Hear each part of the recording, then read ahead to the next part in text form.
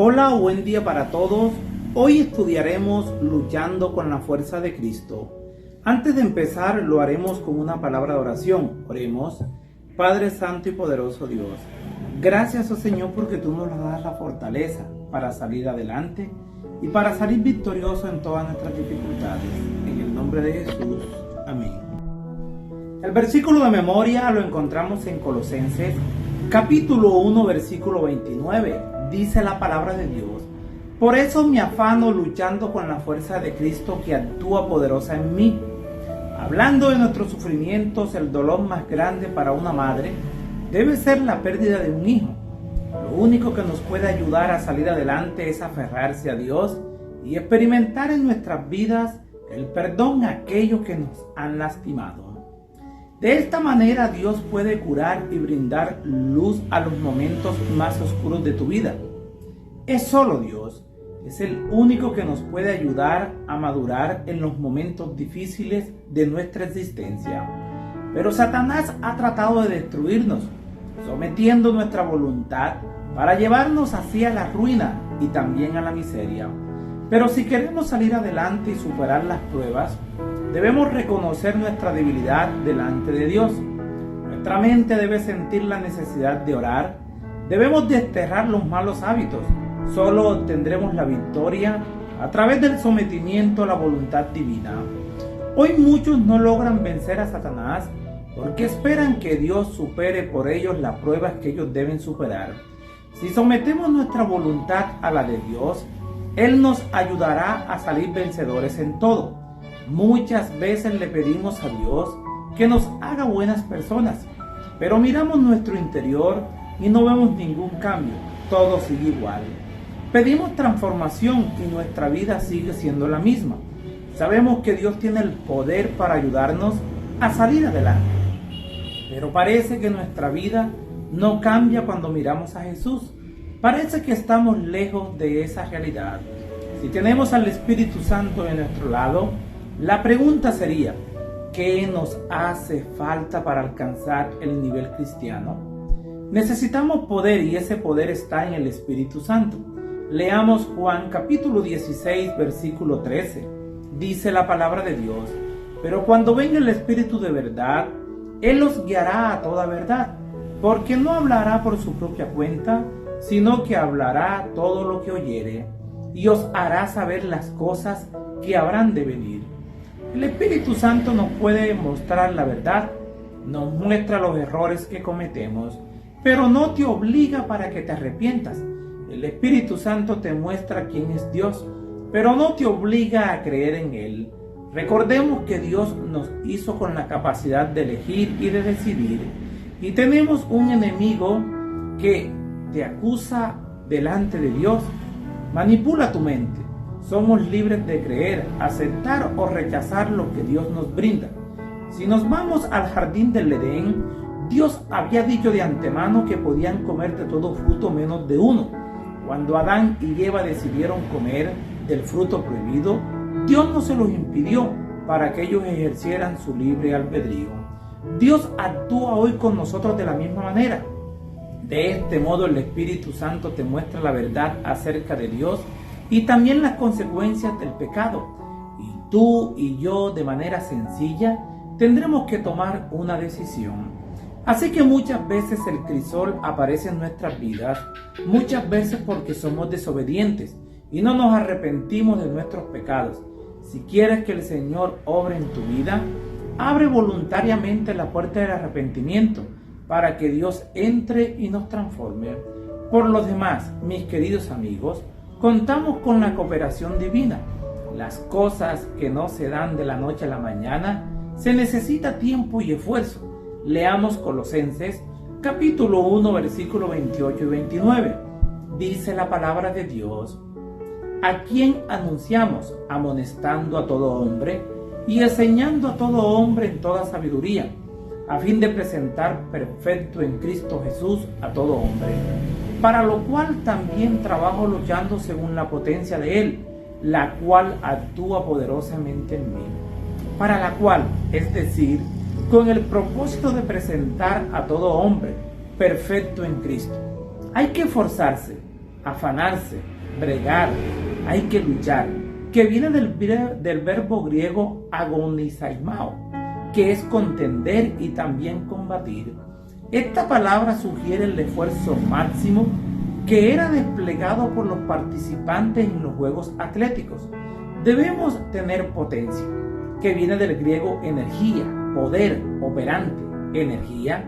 Pablo comprendía que la realización de sus deberes requería un ferviente esfuerzo. Además, se daba cuenta de que el resultado sería eficaz para el bien hasta donde el esfuerzo individual estuviera combinado con el gran poder de Dios que diera energía a cada facultad del agente humano. Pablo actuaba poderosamente. Pablo podía dar testimonio del poder del Salvador porque ese poder había obrado intensamente en su propia vida. Pablo tiene bien en claro que él lucha con el poder de Dios. Pablo hacía las veces de un atleta que se esfuerza con todo para ganar y aún más en sí se esfuerza con todo lo que Dios le da. Todo lo que Pablo hacía, lo hacía con disciplina y con el poder de Dios. Debemos seguir el ejemplo de Pablo, porque estamos viviendo en una sociedad donde las personas creen merecerse las cosas, pero con el mínimo de esfuerzo. Debemos someter nuestra voluntad a Dios. Donde quiera que vamos somos bombardeados con música e imágenes que perturban nuestros sentidos y nos alteran nuestras emociones, como son el enojo, el miedo o quizás la lujuria. No es tan difícil hoy pensar en esas cosas. Nuestra mente divaga en las cosas que producen sensación a nuestra mente. El cuerpo pide satisfacción y diversión. Las emociones nos asaltan y pensamos en comprar hoy. Los sentimientos son los que nos hacen tomar nuestras decisiones. No quiere decir esto que los sentimientos sean malos, pero lo que impulsa a satisfacer mi ego con respecto a algo nos puede llevar a tomar decisiones equivocadas con respecto a las cosas. Se nos nubla la mente y no nos deja tomar una buena decisión sobre lo que es correcto y lo que es mejor. Muchas veces los sentimientos pueden mentirnos. Ya sabemos que el corazón es engañoso. Nos puede crear una imagen falsa de la realidad y nos pueden llevar a un sufrimiento por decisión propia. Cuando leemos Génesis capítulo 3 versículo 6, encontramos que Eva se dejó llevar por la imagen del árbol y deseó comer de él. Esa emoción la llevó a preparar un sufrimiento preparado por ella misma y como resultado la muerte. En 2 Samuel capítulo 11 encontramos a David con Betsabé. David, siendo el rey, se fijó en una mujer casada. Se dejó llevar por la lujuria y la pasión y tuvo que enfrentarse a terribles consecuencias. Debemos comprender que la mente es el timón de nuestro cuerpo. Si quitamos el control de la mente, seremos controlados por cualquier sentimiento que se nos presente. Si miramos nuestro caminar diario, hay muchos senderos que nos llevan por caminos equivocados. El llamado de Dios es a no dejar el sendero del buen pastor. No pierdas la mirada en el pastor de Galilea. No dejes que las emisiones dirijan tu voluntad. Huye como hizo José. Pero si te dejas llevar por tus emociones y deseos, iremos por un camino que sería difícilmente de salir. Tenemos que comprometernos. Leamos Mateo capítulo 5 versículo 29. Dice la palabra de Dios: por tanto, si tu ojo derecho te es ocasión de caer, sácalo y échalo de ti, pues mejor te es que pierdas uno de tus miembros y no que todo tu cuerpo sea echado en el infierno. Se ha registrado que Cristo, yendo más allá de la acción, llamó la atención al motivo que la produce, es decir, la intención o forma de pensar que provoca la acción. Aquí va más allá del motivo o la intención para señalar las vías por las cuales el pecado logra entrar en la vida. Los sentidos que se comunican con el sistema nervioso, para la mayoría de las personas, los más fuertes incentivos al pecado son los que llegan a la mente por el camino de los nervios ópticos, auditivo y otros nervios sensoriales. El que se niega a ver, escuchar, gustar, oler o tocar lo que incita al pecado, ha ganado buena parte de la batalla para evitar los pensamientos pecaminosos. El que inmediatamente desecha los malos pensamientos, cuando fugazmente pasan como un relámpago en su conciencia, evita así la formación de una manera de pensar que se hace hábito y que condicionan la mente para que peque cuando se presenta la oportunidad. Cristo vivió una vida sin pecado, porque no había en él nada que respondiera a los sofismas de Satanás. Si te es ocasión de caer o ser motivo de tropiezo, se refiere al mecanismo que hace funcionar una trampa. En un sentido sería mejor vivir esta vida siendo ciego o lisiado que perder la vida eterna. Aquí las palabras de Cristo son figuradas. No pide que se mutile el cuerpo, sino que se controlen los pensamientos. Negarse a contemplar lo malo es tan efectivo como cegarse y tiene la ventaja de que se retiene la facultad de la vista que puede emplearse para ver lo bueno. El llamado es a perseverar. Leamos Génesis capítulo 32 versículo 24 al 26. Dice la palabra de Dios: así se quedó Jacob solo, y luchó con él un varón hasta que rayaba el alba. Y cuando el varón vio que no podía con él, tocó en el sitio del encaje de su muslo, y se descoyuntó el muslo de Jacob mientras con él luchaba. Y dijo: déjame porque raya el alba. Y Jacob le respondió: no te dejaré si no me bendices. El ángel procuró retirarse antes de que despuntara el día, pero no dio ninguna razón para hacerlo. Los comentadores han sugerido un deseo de su parte, ya fuera de impedir que otros contemplaran la escena o quizá para evitar que Jacob lo viera. No te dejaré. El golpe que lo dejó inválido a la voz divina habían convencido a Jacob de que aquel con quien había luchado durante horas era un mensajero del cielo.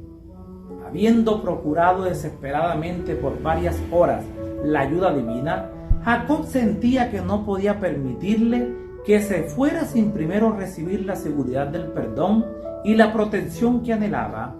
Esto pidió como una dádiva completa, comprendiendo que no tenía nada que ofrecer a cambio. No propuso una transacción, suplicó porque su situación era sencillamente desesperada. La ayuda que necesitaba solo podía provenir de Dios. Por primera vez en su vida comprendió que sus propios recursos eran inadecuados desde su nacimiento, cuando había tomado a su hermano por el talón, hasta sus últimos años en Harán, cuando había sido más astuto que su tío Labán. Jacob había enfocado la solución de los problemas de la vida mediante métodos cuestionables de su propia iniciativa. Ahora era un hombre cambiado. Si bien en lo pasado había confiado en su propia sabiduría y fuerza, ahora había aprendido a confiar completamente en Dios. Jacob sabía que era hacer lo correcto, pero no había en él fuerza de voluntad. Pero recordemos que Jacob estaba con su tío Labán, bajo presión. Y a veces es difícil aferrarse a las promesas divinas. Por eso la identidad del cristiano debe ser aferrarse y seguir adelante, aun cuando piense que todo está perdido. Cuando Jacob estaba en medio de la lucha, debió sentir un poderoso dolor en su muslo, pero decidió aguantar. Jacob se aferra a Jesús en medio de un dolor intenso, hasta que recibe la seguridad de su bendición. Jacob recibió la bendición porque se mantuvo firme a pesar del dolor. Cuando estés pasando por un dolor, no te desesperes, que al final Dios te va a bendecir. Aunque Jacob siguió cojeando hasta donde su hermano, tenía ya la seguridad que había sido bendecido por Dios. Lo más importante es ser recibido por Dios, aunque sigamos con dolor. No te desanimes, sigue adelante que la bendición de Dios ya viene sobre ti. Les habló Flavio Martínez, que la paz de Dios les acompañe en este día.